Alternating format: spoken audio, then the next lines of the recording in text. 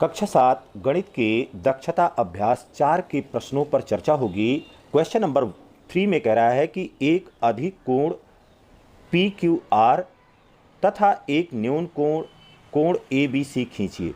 इन दोनों के अंतर के बराबर कोण की रचना कीजिए। बनाए गए कोण की माप बताइए। यह एक न्यून कोण है या अधिक कोण है। तो यहाँ पर सबसे पहले इस प्रश्न को समझना है कि एक कोण हमारे पास पी क्यू आर दिया गया है, अधिक कोण है। अधिक कोण का मतलब ये हुआ कि 90 अंश से अधिक होना चाहिए और 180 अंश से कम होना चाहिए, कोई भी मान ले सकते हैं। फिर यहाँ पर दूसरा कोण, यह कोण ए बी सी दिया गया है और यह न्यून कोण है। तो ऐसा कोण जिसका मान 90 अंश से कम होता है उसे हम न्यून कोण कहते हैं। कोण पी क्यू आर यहाँ पर हमने 110 अंश का कोण माप करके चांदे की सहायता से बना लिया है। यहाँ पर यह 110 अंश का कोण है। तो यहाँ पर कोण ए बी सी यह 40 अंश के बराबर लिया है। यह यहाँ पर अधिक कोण है, यह अधिक कोण है। और दूसरा यहाँ पर जो ए बी सी लिया है यह किसके बराबर है? यह न्यून कोण के बराबर है। अब देखिए बेटा, इन दोनों के अंतर के बराबर हमको कोण की रचना करना है। तो सबसे पहले हमने एक रेखा किसी भी माप की, यह मान ले रहे हैं कि एक्स वाई रेखा हमने खींच लिया। यहाँ पर यह एक्स वाई रेखा खींच लिया। अब देखिए, अब हम प्रकार उठाएंगे और कोई एक त्रिज्या लेकर के पहले से निश्चित कर लेंगे और एक त्रिज्या लेकर के P बिंदु को केंद्र मान करके और हमने सबसे पहले चाप लगा दिया इस प्रकार से। इसी प्रकार से उसी त्रिज्या से B को केंद्र मान करके और चाप लगा दिया यहाँ पर इस तरह से। अब देखिए AB को, अब यह जो AB लाइन है इसको यह E पर काट रहा है और BC लाइन को यह F पर काट रहा है। फिर इसी प्रकार से यह PQ रेखा को S बिंदु पर काट रहा है और QR रेखा को यह T बिंदु पर काट रहा है। यह मेंशन कर लिया हमने। और फिर से त्रिज्या माप लेंगे, त्रिज्या बदलनी नहीं चाहिए। अब X बिंदु को केंद्र मान करके, X बिंदु को केंद्र मान करके और उसी त्रिज्या से यहाँ पर हमने चाप लगा लिया। उसी त्रिज्या से देखिए यहाँ पर हमने चाप लगा लिया। अब क्या करना है?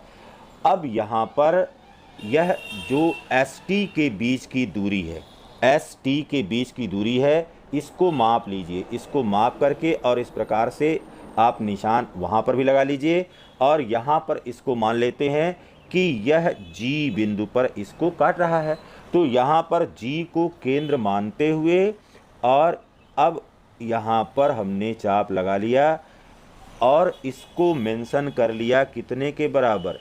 H के बराबर।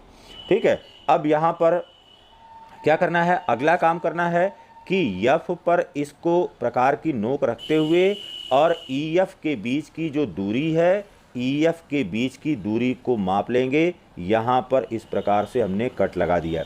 अब देखिए बेटा, अब H बिंदु को केंद्र मानते हुए, H बिंदु को केंद्र मानते हुए अब यहाँ पर एक चाप इस प्रकार से लगा दिया और इसको हमने मेंशन कर दिया कि यह किसके बराबर है? I के बराबर है।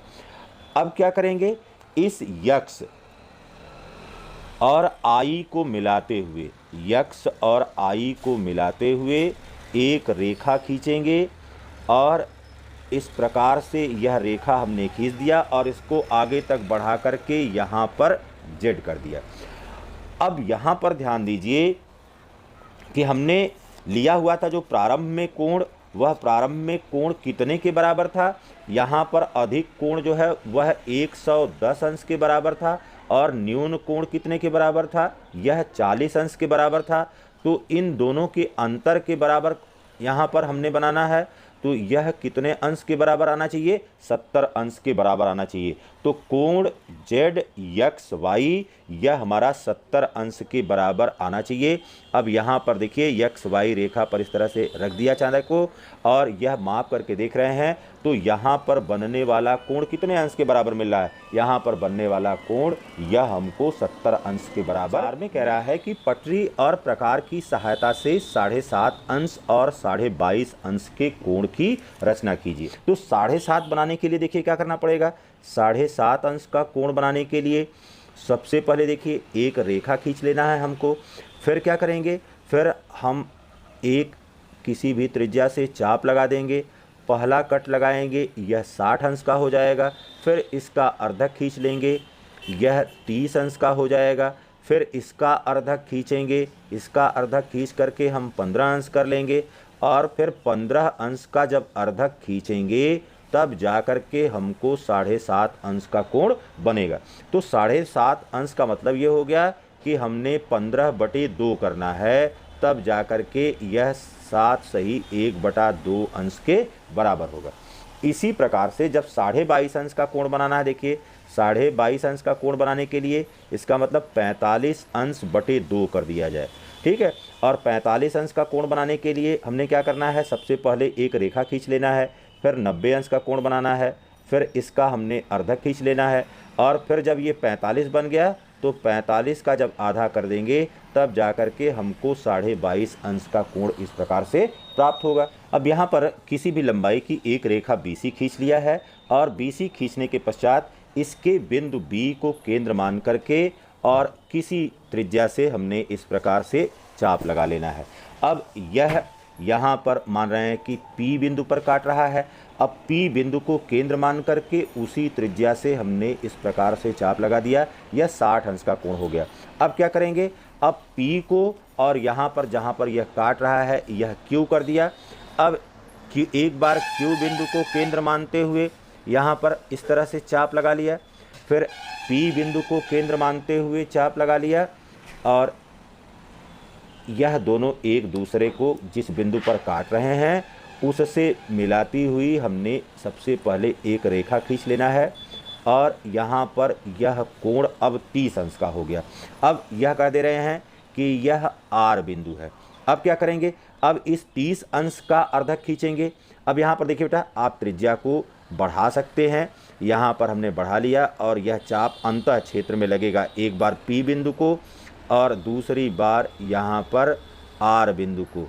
तो एक बार P बिंदु को और दूसरी बार R बिंदु को केंद्र मानते हुए हमने इस तरह से अंतः क्षेत्र में चाप लगाया जो एक दूसरे को काट दिए। जिस बिंदु से काट रहे हैं अब उससे होती हुई रेखा खींच दिया।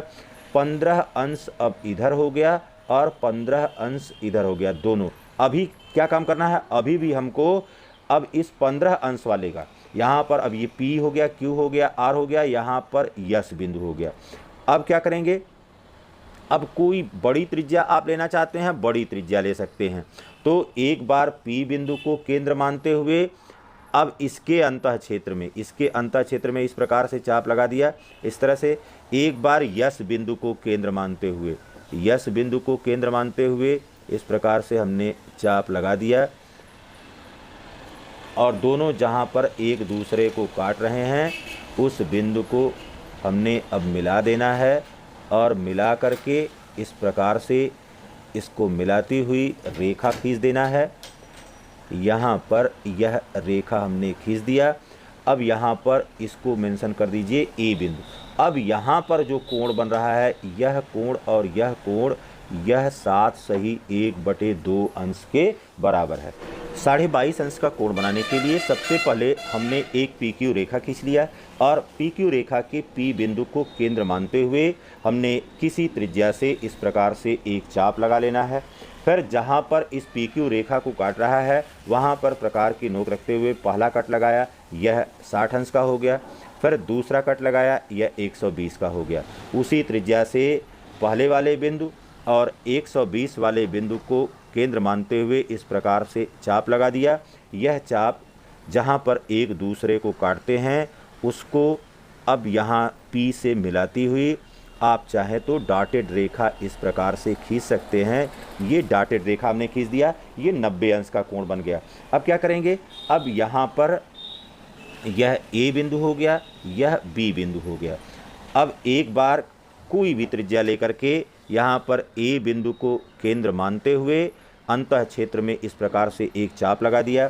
फिर बी बिंदु को केंद्र मानते हुए अंतः क्षेत्र में इस प्रकार से एक चाप लगा दिया, जहाँ पर यह दोनों एक दूसरे को काट रहे हैं। अब पी को उससे मिलाती हुई हमने रेखा खींच लेना है यहाँ पर इस प्रकार से। अब फिर इस लाइन को भी डॉटेड लाइन के रूप में ही रखना है। क्यों? क्योंकि हमारा उद्देश्य है 22.5 अंश कोण की रचना करना। तो यहाँ पर अब यह बिंदु मान ले रहे हैं कि सी बिंदु है। अब क्या करेंगे, इस BC से अधिक की त्रिज्या कोई लेते हुए अब इसके अंतः क्षेत्र में इस प्रकार से बी बिंदु को केंद्र मान करके चाप लगा दिया। फिर सी बिंदु को केंद्र मानते हुए इस प्रकार से चाप लगा दिया और यह दोनों एक दूसरे को किसी बिंदु पर काटे। अब P को उस बिंदु से मिलाते हुए हमने एक रेखा खींच देना है इस प्रकार से। और अब यहाँ पर यह कोण 22.5 अंश का हो गया और यह कोण भी 22.5 अंश का हो गया, क्योंकि 45 अंश का अर्धक हमने खींच दिया। अब यह PQ रेखा खींचा था, इसको हमने R कर दिया, तो कोण RPQ यह बराबर हो गया 22.5 अंश के बराबर। अब इसको आप चांदे की सहायता से माप करके देख सकते हैं कि क्या जो कोण आपने बनाया है वह 22.5 अंश के बराबर है कि नहीं है। तो यहाँ पर आप देख लीजिए, ये 0 हो गया, 10 हो गया, 20 हो गया और यहाँ पर ये 22.5 अंश के बराबर मिल रहा है।